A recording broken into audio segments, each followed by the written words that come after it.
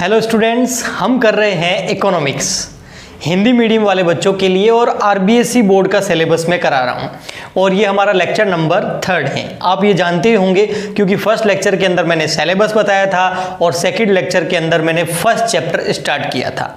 आज के इस लेक्चर के अंदर हम फर्स्ट चैप्टर को थोड़ा और आगे बढ़ाएंगे। दोस्तों, जैसा कि मैंने आपको बताया, शुरू से ही बताया कि इकोनॉमिक्स को दो पार्ट में डिवाइड किया गया है। एक तो है व्यष्टि अर्थशास्त्र और एक है समष्टि अर्थशास्त्र। व्यष्टि अर्थशास्त्र को इंग्लिश के अंदर क्या बोलते हैं? मैक्रो इकोनॉमिक्स, और समष्टि अर्थशास्त्र को इंग्लिश में क्या बोलते हैं? Macro economics. बिल्कुल सर, हमें ये बहुत अच्छे से पता है। वेरी गुड बेटा, आगे बढ़ते हैं और थोड़ा इन चीज़ों को और अच्छे से समझने की कोशिश करते हैं, ठीक है? क्योंकि ये दो चीज़ें समझ में आनी बहुत अच्छे से ज़रूरी है। थोड़ा बहुत मैंने इसके बारे में बताया था, अब हम इन चीज़ों को विस्तार से पढ़ने वाले हैं। तो सबसे पहले व्यष्टि अर्थशास्त्र के बारे में कुछ नई चीज़ें आपके सामने आ रही हैं और फिर हम समष्टि अर्थशास्त्र करेंगे और फिर हम करेंगे इन दोनों के अंदर डिफरेंस। तो आज हम इस लेक्चर के अंदर ये चीज़ें करने वाले हैं। दोस्तों चलिए, सबसे पहले आप वीडियो को लाइक कर दीजिए जब तक ये मैं लिखूं, और शेयर भी कर दीजिए अपने दोस्तों के साथ, ताकि वे भी इकोनॉमिक्स जो है शुरू से पढ़ सकें। क्योंकि एक बार बीच में अपन पहुंच जाएंगे ना, फिर उनके साथ कम्युनिकेशन करने में उतना मज़ा नहीं आएगा। तो चलिए, यहाँ पर मैं लिख देता हूँ अपना व्यष्टि अर्थशास्त्र। जी हाँ सर, बिल्कुल, व्यष्टि अर्थशास्त्र। इंग्लिश में क्या बोलते हैं इसको? सर इंग्लिश में बोलते हैं मैक्रो इकोनॉमिक्स।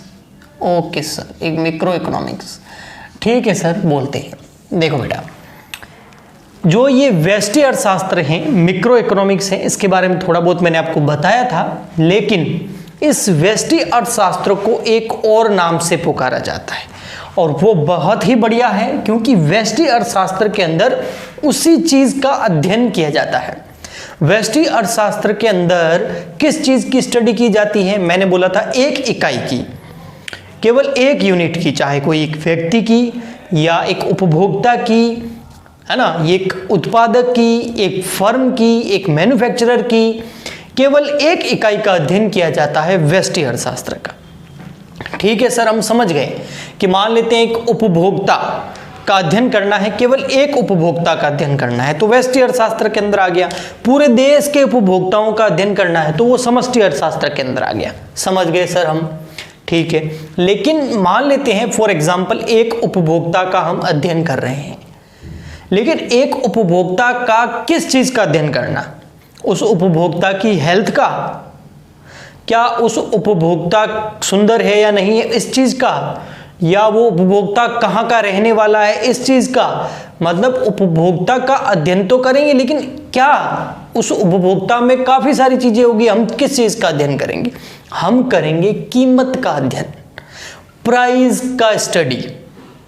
इसीलिए व्यष्टि अर्थशास्त्र में एक इकाई का अध्ययन तो किया जाता है, लेकिन उस एक इकाई की कीमत का अध्ययन किया जाता है कि इस एक इकाई की कीमत क्या है, इस एक इकाई की प्राइस क्या है, इस चीज का अध्ययन किया जाता है।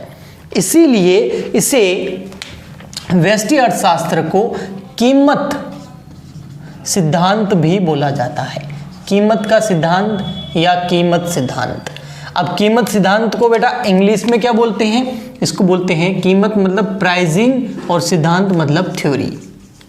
तो व्यष्टि अर्थशास्त्र को जो है प्राइसिंग थ्योरी भी कहा जाता है। क्यों? क्योंकि इसके अंदर किस चीज का अध्ययन किया जाता है? कीमत का अध्ययन किया जाता है। थोड़ा और एक्सप्लेन करता हूं। जैसे मैंने बोला एक इकाई का अध्ययन किया जाता है व्यष्टि अर्थशास्त्र के अंदर, पता है आपको किस चीज का अध्ययन किया जाता है? एक इकाई का, एक इकाई का अध्ययन किया जाता है, 1 यूनिट स्टडी। ठीक है सर, एक इकाई का अध्ययन किया जाता है। और इस व्यष्टि अर्थशास्त्र को और क्या बोलते हैं? कीमत का सिद्धांत, प्राइसिंग थ्योरी। क्योंकि इस जो एक इकाई का हम अध्ययन करेंगे, उस एक इकाई की कीमत का अध्ययन करेंगे। जैसे फॉर एग्जाम्पल एक उपभोक्ता, ये एक उपभोक्ता है, ठीक है, बड़ा खुश लग रहा है, ठीक है, ये एक उपभोक्ता है सर। बिल्कुल सर, मान लिया ये एक उपभोक्ता, ठीक है। तो और मान लेते हैं एक उत्पादक, ये चीजें बनाने वाला, ठीक है, ये ज्यादा खुश है बहुत, तो ये क्योंकि ये पैसा कमाता अच्छा खासा, चीज़ों को बनाता है, एक उपभोक्ता। लेकिन केवल एक, अगर ज़्यादा होंगे तो फिर वो कहाँ चला जाएगा, वो समष्टि में चला जाएगा, फिर वो व्यष्टि अर्थशास्त्र नहीं कहलाएगा। तो एक उपभोक्ता का अध्ययन करो या एक उत्पादक का, उपभोक्ता नहीं सर, एक उत्पादक, जी, एक उत्पादक का अध्ययन करो या एक उपभोक्ता का अध्ययन करो या एक फर्म का अध्ययन कर लो, यानी कि एक व्यापार का अध्ययन कर लो। ठीक है, व्यापार तो ऐसा होगा बिजनेस, एक फर्म का अध्ययन कर लो आप, एक फर्म। ठीक है, ये व्यापार है, फर्म है, एक फर्म का अध्ययन, केवल एक फर्म का अध्ययन। ठीक है, तो चाहे एक उपभोक्ता का अध्ययन करो, एक उत्पादक का अध्ययन करो, एक फर्म का अध्ययन करो, लेकिन इनकी कीमत का अध्ययन करना। अब देखो, एक उपभोक्ता जो होता है उसमें हम उसकी किस कीमत का अध्ययन करेंगे? उपभोक्ता की हम पता है क्या कीमत का अध्ययन करेंगे? उपभोक्ता की जो हम कीमत का अध्ययन करेंगे वो ये करेंगे, देखना बेटा, उपभोक्ता मतलब कंज्यूमर, उपभोक्ता का मतलब क्या है? कंज्यूमर। उसकी किस चीज का अध्ययन करेंगे? हम ये मानेंगे कि उपभोक्ता की जो आमदनी होती है ना, वो क्या होती है? वो निश्चित होती है। उसकी कमाई क्या होती है? निश्चित।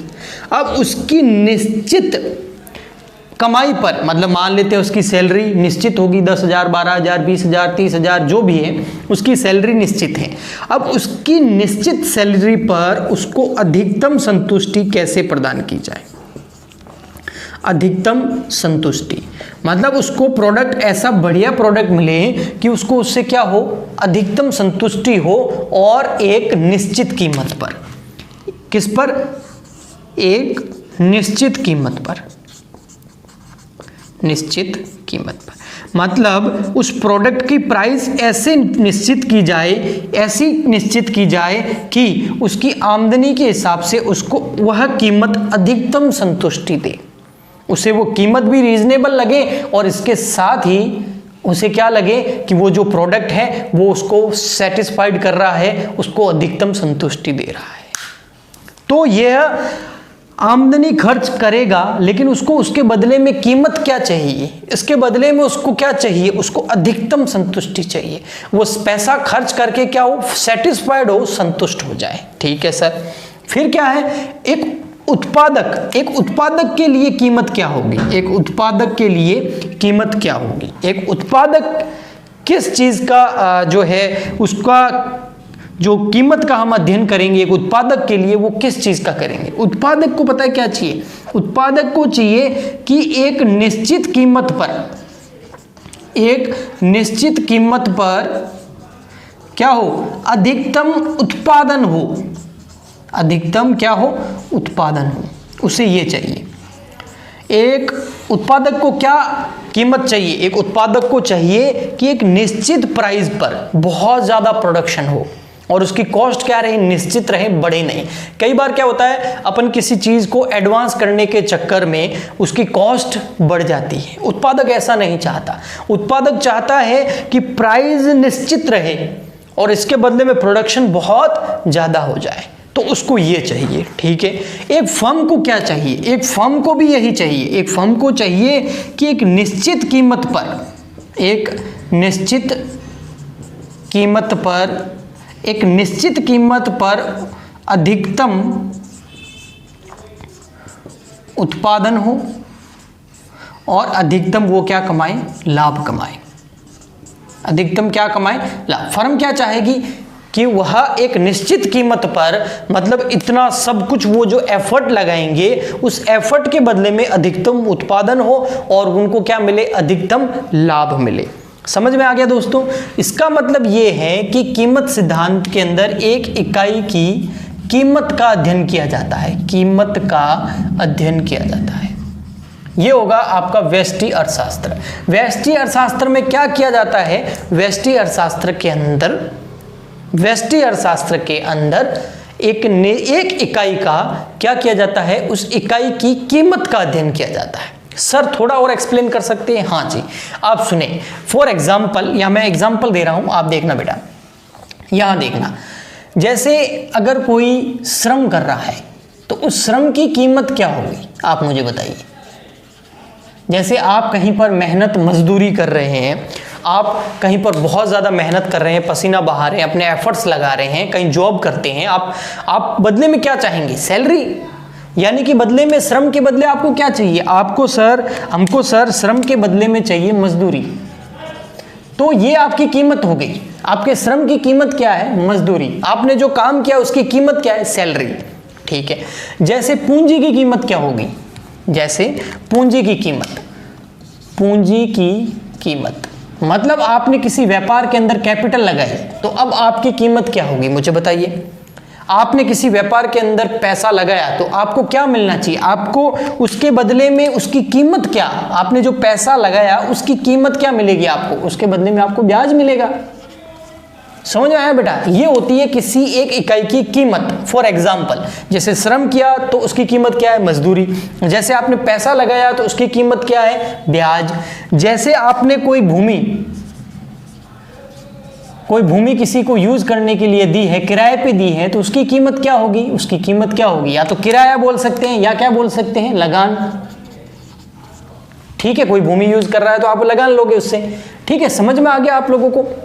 जैसे एक उद्योग लगाया आपने, व्यापार लगाया, तो उद्यमशीलता, मतलब आपने इंडस्ट्री लगाई, उद्यमशीलता की कीमत क्या होगी? एक व्यापार के लिए उसकी कीमत क्या होगी कि एक व्यापार किया जाएगा, इतने एफर्ट्स लगाए जाएंगे, इतनी मेहनत की जाएगी, तो उसकी कीमत होगी लाभ। आप इतना सब कुछ करोगे तो आपको कीमत के बदले में क्या मिलेगा? लाभ मिलेगा। तो ये सब कीमत की बातें थी। तो यानी कि व्यष्टि अर्थशास्त्र के अंदर एक इकाई की कीमत का अध्ययन किया जाता है। ओके सर, समझ में आ गया हमको। ओके, इसको हटा दो बेटा। हाँ सर, बिल्कुल हटा दो। उस व्यष्टि अर्थशास्त्र के बाद अब आते हैं हम, आप ये नोट कर लेना वीडियो पॉज करके, समष्टि अर्थशास्त्र पर। ठीक है दोस्तों जी, यहाँ पर देखिए हम समष्टि अर्थशास्त्र पर आ जाते हैं फटाफट। ओके सर,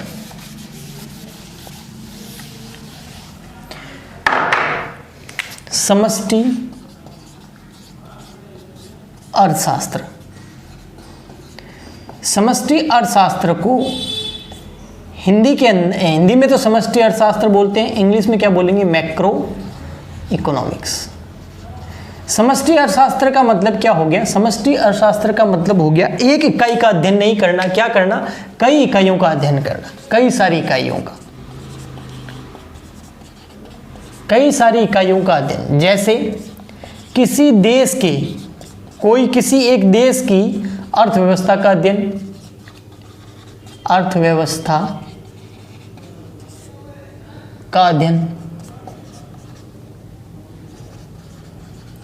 ठीक है, किसी देश की अर्थव्यवस्था का अध्ययन, या फिर किसी देश के जो है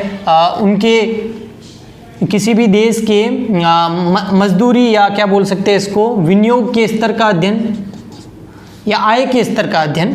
किसी देश के आय के स्तर का अध्ययन, ब्लू पेन से लिख देता हूं कि किसी देश में आय का स्तर क्या है, आय के स्तर का अध्ययन, तो वो किस में आएगा? मैक्रो इकोनॉमिक्स में।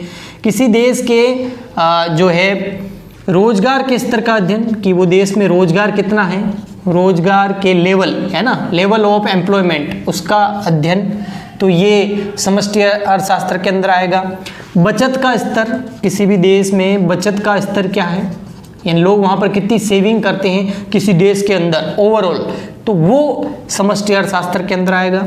विनियोग का स्तर, अगर किसी देश के अंदर विनियोग किया जाता है, इन्वेस्टमेंट किया जाता है, तो उसका स्तर क्या है।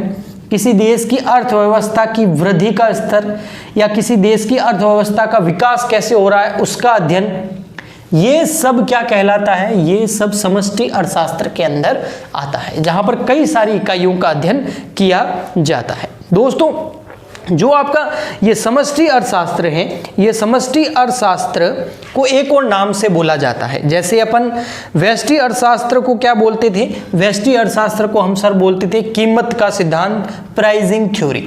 तो इसको बोला जाएगा, मैं आपको बता रहा हूं, यहां पर लिख रहा हूं, जो आपकी समष्टि अर्थशास्त्र है इसको बोला जाएगा सामान्य आय व रोजगार का सिद्धांत।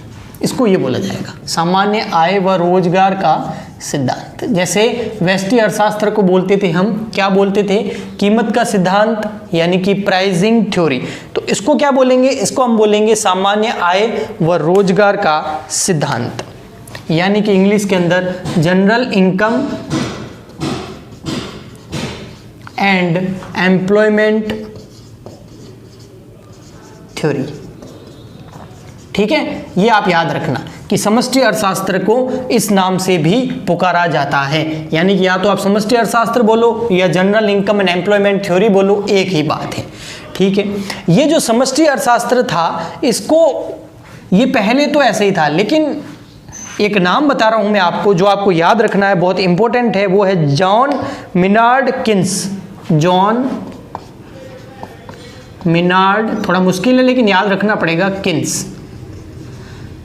जॉन मिनार्ड किन्स ने एक बुक प्रकाशित करी सन 1936 के अंदर। इन्होंने एक पुस्तक प्रकाशित करी। कब करी? सन 1936 में। किन्होंने करी? जॉन मिनार्ड किन्स ने सन 1936 में एक बुक प्रकाशित करी जिसका नाम है the general theory of employment. Blue pen से लिख देते हैं, the general theory of employment. Employment का मतलब क्या होता है? रोजगार, ऊपर लिखा हुआ है ना। तो the general theory of employment comma interest and money. Interest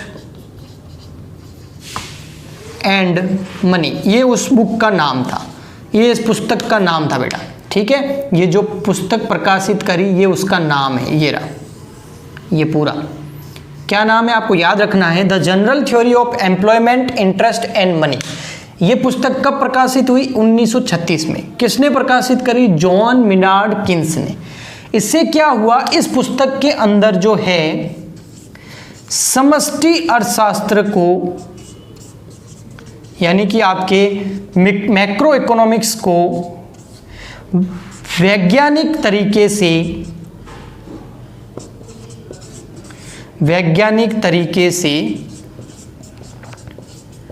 प्रस्तुत किया गया। यानी कि इस पुस्तक के आने से पहले 1936 से पहले समष्टि अर्थशास्त्र मैक्रो इकोनॉमिक्स वैज्ञानिक नहीं था। अगर था भी तो उसको मुश्किल था समझना। लेकिन सन 1936 के अंदर जॉन मिनार्ड किन्स ने एक बुक प्रकाशित करी जिस बुक का नाम है the general theory of employment interest and money. और उस बुक के अंदर समष्टि अर्थशास्त्र को, यानी कि इस मैक्रो इकोनॉमिक्स को वैज्ञानिक तरीके से प्रस्तुत किया गया। ठीक है दोस्तों, तो ये यहाँ पर समष्टि अर्थशास्त्र हमने पढ़ा। ठीक है, बिल्कुल सर, हमें समझ में भी आया। व्यष्टि अर्थशास्त्र भी समझ में आया। व्यष्टि अर्थशास्त्र को कीमत का सिद्धांत, प्राइसिंग थ्योरी बोलते हैं। समष्टि अर्थशास्त्र को सामान्य आय व रोजगार का सिद्धांत, यानी कि general income and employment theory बोला जाता है। व्यष्टि अर्थशास्त्र में किसी एक उपभोक्ता, एक इकाई की कीमत का अध्ययन किया जाता है, जबकि समष्टि अर्थशास्त्र के अंदर कई इकाइयों, जैसे एक देश की अर्थव्यवस्था, जैसे एक देश के रोजगार के स्तर, जैसे एक देश के बचत के स्तर, जैसे एक देश के विनियोग के स्तर इत्यादि का अध्ययन किया जाता है। ठीक है दोस्तों, तो आपको समझ में आया व्यष्टि और समष्टि। सर वो तो पहले ही पता था, बस थोड़ा और अच्छे तरीके से अब समझ में आने लग गया। अगर आपको समझ में आया है तो नेक्स्ट इंपॉर्टेंट क्वेश्चन अपना होता है कि व्यष्टि अर्थशास्त्र और समष्टि अर्थशास्त्र में अंतर क्या है। तो अभी मैं आपको स्क्रीन पर वो अंतर बता रहा हूं जो आपको नोट करने हैं और वो अंतर आपको समझा भी रहा हूं। लेकिन दोस्तों आपको जो है, अगर ये पीडीएफ फॉर्मेट में इसकी बुक की थ्योरी चाहिए तो हमारे टेलीग्राम चैनल पर मैंने इसके पीडीएफ फॉर्मेट की जो इसकी बुक है पूरी की पूरी आपकी आरबीएससी बोर्ड की जो हिंदी मीडियम की बुक है उसका पीडीएफ फॉर्मेट जो है, जो आपके मोबाइल के अंदर ओपन हो जाएगा, उसको मैंने भेज दिया है। कहाँ भेज दिया है? उसको भेज दिया है मेरे टेलीग्राम चैनल पर। मेरे मतलब आपके हमारे टेलीग्राम चैनल पर। वहां पर टेलीग्राम एक ऐप है जिसको इंस्टॉल कर लीजिए और वहां पर आपको सर्च बॉक्स में लिखना है @कॉमर्स वाले गुरुजी बिना स्पेस के। जो हमारे यूट्यूब चैनल का नाम है सेम वही। और वहां पर जो है आप उस चैनल को ज्वाइन कर लीजिए टेलीग्राम पर। और जैसे आप ज्वाइन करेंगे वहां पर आपको होमवर्क के नोट्स वगैरह और कई सारी चीज़ें जो है समय समय पर मिलती रहेगी। तो दोस्तों इस वीडियो को लाइक ज़रूर कीजिएगा और हम मिलते हैं, अभी आपको समझाते हैं कि व्यष्टि और समष्टि अर्थशास्त्र में अंतर क्या है। हाँ जी दोस्तों, आपके सामने है, यहाँ आप देख सकते हैं कि अंतर है व्यष्टि एवं समष्टि अर्थशास्त्र में, यानी कि मैक्रो और मिक्रो इकोनॉमिक्स में क्या अंतर है, उसके 8 पॉइंट दे रखे हैं। दोस्तों कहीं ना कहीं आपको ये 8 में से कम 5-6 पॉइंट तो याद करने ही है, क्योंकि एक बार तो जब आपके फर्स्ट टेस्ट या सेकेंड टेस्ट होंगे या फिर जब आपके जो है हाफ ईयरली एग्ज़ाम आएंगे अर्धवार्षिक, तब आपके जो है ये क्वेश्चन आने के चांसेस ज़्यादा रहते हैं। बोर्ड एग्जाम में भी आ सकता है, लेकिन अच्छा अंतर आप अपने हिसाब से भी लिख सकते हैं, ऐसा कोई ज़रूरी नहीं आप इनको रटें, लेकिन कहीं ना कहीं आपको जो ये अंतर का आधार दिख रहा है ये आपको लिखना ही पड़ेगा। चलिए थोड़ा सा मैं इसको बताता हूँ आपको। जैसे व्यष्टि अर्थशास्त्र में आप देख सकते हैं, पहला पॉइंट, व्यष्टि और समष्टि अर्थशास्त्र 2 कॉलम है, एक सीरियल नंबर का कॉलम है और एक अंतर का आधार है। अब आप अंतर के आधार में देखेंगे तो पहला है अध्ययन की इकाई। अब आप खुद ही बता सकते हैं कि व्यष्टि अर्थशास्त्र में केवल एक इकाई का अध्ययन किया जाता है, जबकि समष्टि अर्थशास्त्र में एक देश की संपूर्ण अर्थव्यवस्था का अध्ययन किया जाता है। एजम्पशन है जो आगे आपको समझ में आएगी, अभी केवल आप इसको लिख दीजिएगा, क्योंकि ये अंतर बहुत अच्छे से तो तभी समझ में आएंगे जब अपन इकोनॉमिक्स काफ़ी हद तक कर लेंगे। मान्यता देखें तो ये पूर्ण प्रतियोगिता है, यानी कि फुल कंपटीशन रहता है, रोजगार और सरकार का दखल इसमें नहीं रहता है, क्योंकि एक इकाई का अध्ययन कर रहे होते हैं। लेकिन समष्टि अर्थशास्त्र में जो है उत्पादन के साधनों और सरकार का दखल भी रहता है। फिर थर्ड, अध्ययन का उद्देश्य देखें तो व्यष्टि अर्थशास्त्र में अध्ययन का उद्देश्य यही है कि संसाधनों का अधिकतम वितरण हो। वितरण मतलब उपभोक्ता तक वो पहुँचे। और इसमें क्या होता है, समष्टि अर्थशास्त्र में इसमें होता है कि उत्पादकता बढ़े, मतलब जो है उत्पादन बढ़े, मैन्युफैक्चरिंग बढ़े, जिससे रोजगार में वृद्धि होगी। 4th नंबर, विश्लेषण के उपकरण की बात करें तो इसमें कीमत के उपकरण होते हैं। मैंने आपको बताया था व्यष्टि अर्थशास्त्र मतलब कीमत का अध्ययन, और समष्टि अर्थशास्त्र में राष्ट्रीय आय के स्तर का अध्ययन किया जाता है।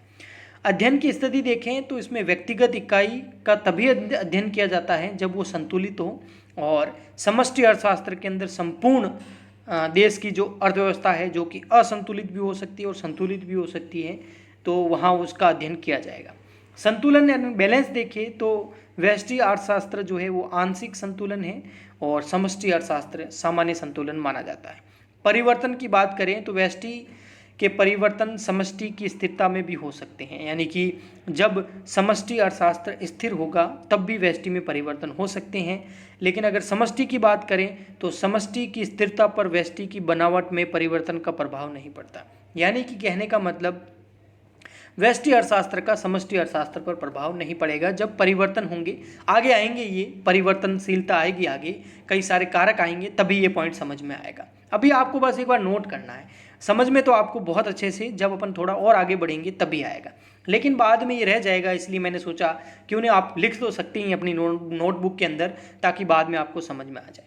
विरोधाभास देखें तो बचत व्यष्टि के लिए बचत लाभकारी है, मतलब खर्च नहीं करना चाहेगा एक व्यक्ति, वो बचत करना चाहेगा। और समष्टि के लिए बचत अलाभकारी है, क्योंकि उसमें बचत नहीं मायने रखती, उसमें जो है खर्चा मायने रखेगा, तभी बिजनेस बढ़ेगा। ठीक है दोस्तों, तो इसको थोड़ा और आगे अपन पढ़ेंगे। हाँ, हमारा ये वीडियो आपको पसंद आया है तो इसे लाइक ज़रूर करें, शेयर करें अपने दोस्तों के साथ जो इकोनॉमिक्स पढ़ना चाहते हैं, बिल्कुल फ्री में। हिंदी मीडियम के बच्चे हैं, अभी स्कूल्स ओपन कब होंगे कोई कुछ नहीं जानता, तब तक हाथ पे हाथ बैठे अपन नहीं रह सकते।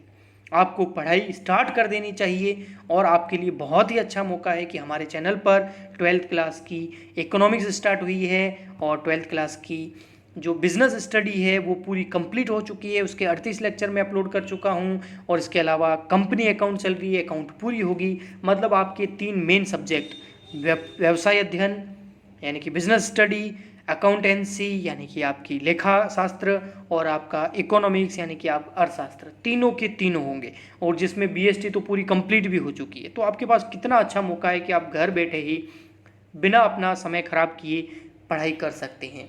तो आप इन वीडियोस को ज़्यादा से ज़्यादा लाइक करें, शेयर करें, और हमें सपोर्ट करने के लिए नीचे कमेंट करके बताएं, लोगों को हमारे चैनल के बारे में बताएं। इतना तो आप कर ही सकते हैं। तो मिलते हैं अगले वीडियो में, तब तक के लिए गुड बाय, थैंक यू।